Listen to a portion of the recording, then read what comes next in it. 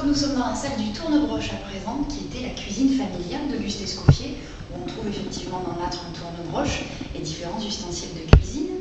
Et aussi on trouve surtout 3 ustensiles de cuisine qu'a pu réaliser Auguste Escoffier, puisqu'il n'a pas été effectivement uniquement un grand concepteur de recettes, ou le promoteur aussi de la cuisine de palace. Il a également réalisé des ustensiles de cuisine qu'il a pu breveter et qui ont servi aux brigades de cuisine à améliorer leur travail toujours.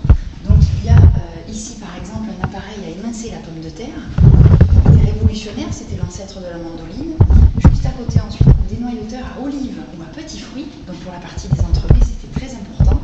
Et ensuite une machine qui lui appartenait, non seulement il l'a créée mais c'était aussi la sienne, c'est une machine à chapelure qui servait à broyer du pain et ensuite obtenir la chapelure en dessous. Et ça a été véritablement une grande révolution aussi en cuisine pour toujours avoir un gain de temps précieux et donc un gain d'énergie aussi dans les brigades de cuisine. Et ce type d'ustensile de cuisine n'existe plus, j'imagine. Hein. Il a servi jusqu'à quelle année, ce dénoyauteur par exemple? Ça n'existe plus. Alors jusqu'à quand on ne sait pas environ. Par contre on sait que ça a été à peu près créé entre 1880 et 1890.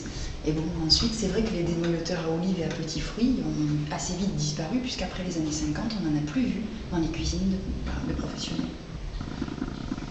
Par la suite, on trouve ici dans la salle, justement, le début de l'exposition temporaire. Cette année, l'exposition s'appelle, au pluriel, Univers de table de Renoir à Tim Burton, et c'est avec ce petit fourneau que l'exposition commence. C'est le fourneau ménager qui appartenait au grand peintre impressionniste français Pierre-Auguste Renoir.